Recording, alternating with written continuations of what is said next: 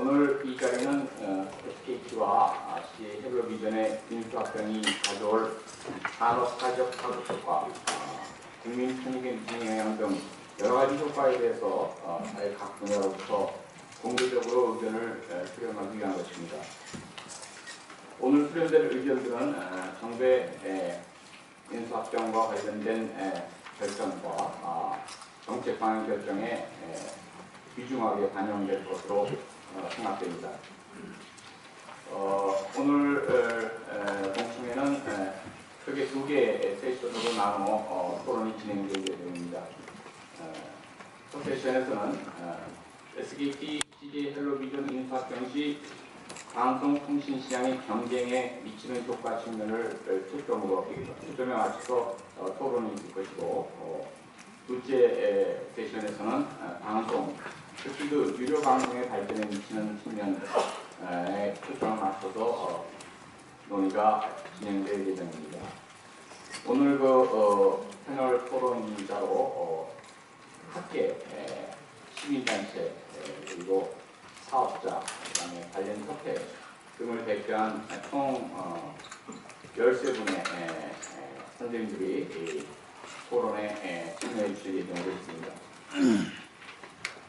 그래서 토론에 시작하기 앞서서 먼저 오늘 토론을 맡으실 토론자 선생님을 소개하는 순서를 갖고 바로 토론에 들어갈까 합니다. 우리가 SKT, CJ 헬로비전 인수합병에 대해서 그동안 여러 차례 토론의 자리가 마련된 걸로 알고 있습니다. 이에 관해서 토론자별로 전문적 입장에서 다양한 견해가 제기되었고, 또 의견들 간에는 상당한 차이를 보이는 것도 사실입니다. 그래서 토론에 참여하신 분들이 각자 전문 분야별로 인수합병의 효과를 평가하고 논의해 주시겠지만은, 오늘 토론에서 특히 전문 분야별 의견과 함께 인수합병이 경제사회, 소비자 후생 등보다 큰 틀에서 종합적이고 객관적인 효과에 대한 의견이 많이 개진되었으면 하는 것이 저의 바람입니다. 오늘 공청회를 진행함에 있어서 저에게 주어진 가장 큰 임무는 시간 관리라 생각합니다. 많은 토론자분들이 제한된 시간 내에 토론을 하셔야 되기 때문에 그렇게 많은 토론 시간을 제가 할애해 드릴 수 없습니다. 일단 1세션에서는 앞에 전성 교수님부터 이렇게 쭉 순서로 진행을 해주시고, 2세션에서는 뒤부터 다시 이렇게 진행하는 게 좀 공정하지 않을까 하는 생각을 하는데, 그렇게 해주시기 부탁드립니다. 그래서 먼저 전성 교수님께 첫 번째 토론 시작을 부탁드립니다. 예, 서울대학교 전성입니다. 기업결합의 경쟁 정책적 측면에서 평가는 1차적으로 관련 시장에서의 점유율 및 집중도의 변화에 따라서 발생할 경쟁 제한성에 대한 우려를 살펴보는 것입니다. 잘 아시는 바가 있지만 SKT의 CJ 헬로비전 인수가 관련 시장에서의 경쟁에 미치는 영향을 요약하면 유료 방송, 초고속 유선 전화의 전국 시장에서 1위 사업자인 KT와 유효한 경쟁을 할 수 있는 2위 사업자가 출연하는 것이라고 할 수 있고, 이동통신 시장에서의 SKT의 점유율의 변화는 유의미한 변화가 보입니다. 그리고 결합으로 새로 출시되는 결합 상품의 영향을 줬습니다. 이런 공권 기업 결합의 경쟁 효과에 대해서 구체적으로 논의하기 앞서서 이를 둘러싼 경쟁 이슈를 간단하게 집중하겠습니다. 먼저 시장 지배력 강화로 인한 가격 인상 가능성은 소비자 후생에 저하를 야기하기 때문에 전문성 가진 기술위원회에서 듣기 신선합니다. 다음으로 결합상품에 의한 소위 지배력의 전이라고 얘기하는 문제는 두 가지로 구분하여서 논의할 필요가 있다고 생각이 됩니다. 먼저 가격 및 서비스 경쟁의 촉진은 소비자 후생을 등기시키기 때문에 규제할 이유가 없습니다. 물론 결합상품의 요금을 약탈적으로 인하하는 경우에는 경쟁사가 퇴출 또는 크게 위축될 수 있기 때문에 비록 단기적으로는 소비자에게 득이 될 수 있는 거지만 장기적으로는 소비자에게 해가 될 수도 있습니다. 그러나 이러한 경우는 가격이 비용보다 낮은 출혈적 경쟁에서 경쟁자 대응이 어렵고 경쟁자가 배제된 후에 요금을 다시 인상해서 손실을 회수할 수 있어야 한다는 두 가지 요건이 충족되어야 합니다. 그러나 일반적으로 이러한 경우는 나타나기가 어렵고요. 특히 방송통신 시장은 막강한 경쟁 대응이 있는 사업자들로 구성되어 있고 방통위나 공정의 사후적 규제뿐만이 아니라 규제기관의 사전적 규제가 존재하기 때문에 이 요건은 충족되기 어렵다고 보여집니다. 가격 인상 가능성에 대해서 우려가 되는 제기되는 부분은 유료 방송 시장이라고 할 수 있는데 이에 살펴보면 기업 결합 후에도 전체 유료 방송 시장에서 KT 1위 사업자의 지위는 여전히 유지되고 특히 디지털화가 진전되면서 현재도 그렇지만 향후에 보다 중요해질 디지털 유료 방송 시장에서는 KT가 점유율 40%로 결합기업과 15%의 차이로 압도적인 우위를 지닙니다.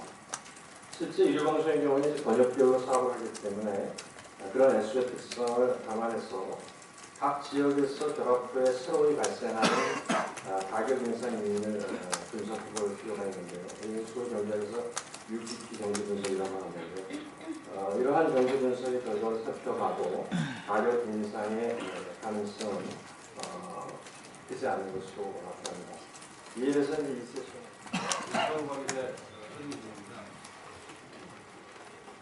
지금 케이블 사고 비전이 나오려고 하고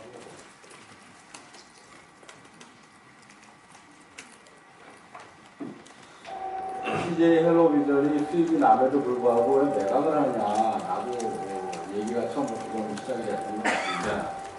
근데 제가 이 토론을 하기 위해서 오면서 준비해 보니까 케이블 산업 전체가 2011년도에 영업이익이 그냥 20%, 아마 이게 최고점이었던 것 같고요.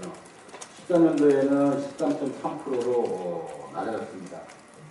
거기에다가 케이블 TV가 지금 받고 있는 수신료 구조가 전 세계에서 이제 하위 구조이는 다 아실 거고요.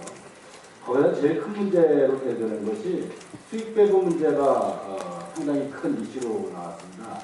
케이블이 출범할 때 PP한테 수익률 배분이 32.5%, 그 다음에 NO, 네트워크 사업자한테 15%, 그 다음에 이제 플랫폼 사업자한테 52.5%를 수익 배분을 하게 됐는데, 최근에 와서 지상파 대전 종료, 또 종편의 컨텐츠 사용료, PP의 컨텐츠 사용료가 35%까지 증가했어요. 그래서 디지털 상품인 경우에 따져보니까 55에서 60% 정도의 수익 배분이 나갑니다.